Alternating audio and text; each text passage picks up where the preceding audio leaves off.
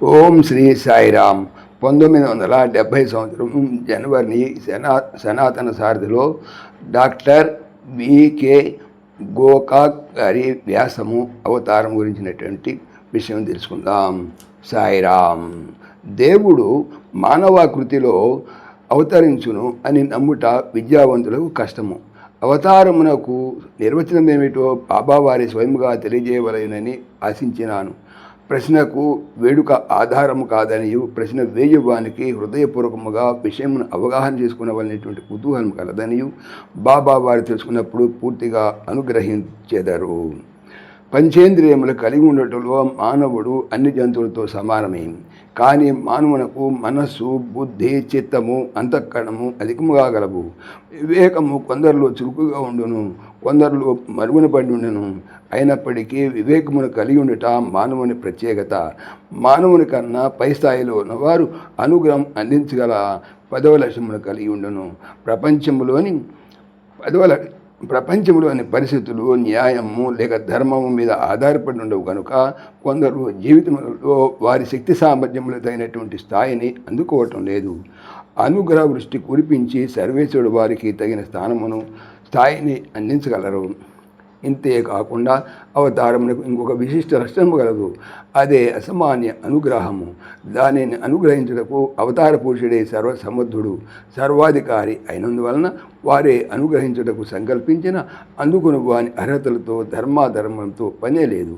సృష్టి స్థితి లయములు చేయి మా శక్తిని అవతారములు మాత్రమే ఉపయోగించుకొనగలవు అని బాబా వారి సెలవిచ్చరి.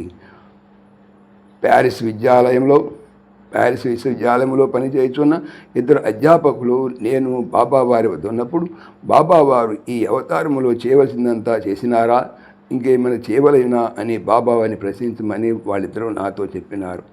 బాబావారు మందహాసము చేసి, నేను అందుకోవలసినది ఏదీ లేదని వారికి చెప్పు. నేను భూతలమును కదల్చగలను, అట్లే ఆకాశమును కూడా. కానీ దానికి తరుణము రావలను.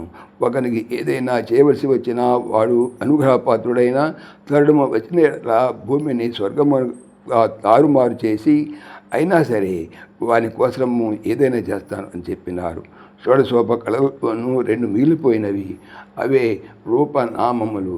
నామం, ప్రతి నామమునకు శక్తి లేదు. అవతార పురుషుని నామం మాత్రమే సర్వశక్తివంతమై ఉన్నది. నామం నిలువని చైతన్యమును ఉత్తేజపరచి దానికి చలనశక్తి అందించును. సర్వేశ్వరుడి అనుగ్రహమును ఆవాహన చేయును. అవసరమైన రీతిలో నీకు అండగా ఉండును. నువ్వు ఎక్కడ తలిస్తే అక్కడ ఉంటాను. రూపం, ఆకారం. ఈ ఆకారము ఛాయాచిత్రమైనను మానసిక చిత్రమైనను సరే దానిని ధ్యానించు. నీకు కావలసిన పద్ధతిలో దండగా ఉండును. అవతారమన్న అట్లనే ఉండును అని బాబా వారు తెలియజేసినారు. సాయిరామ్. సమస్తలోకాః సుఖినో భవంతు. సమస్తలోకాః సుఖినో భవంతు. సమస్తలోకాః సుఖినో భవంతు. ఓం శాంతి శాంతి శాంతి. జై బోలో భగవాన్ శ్రీ సత్య సాయి బాబాజీకి జై. సర్వం సాయీశ్వరార్పణమస్తు. ఆత్మీయులకు మనవి, ఈ ఛానల్తో పాటుగా లెరన్ భగవద్గీత, లైవ్ గీత అనేటువంటి భగవద్గీత ఛానల్ మరియు భక్తి పరిమళ టీకా భాగవతం అనే భాగవత మరో ఛానల్ను స్వామి నా చేత చేయిస్తున్నారు అని తెలుపుతున్నాను.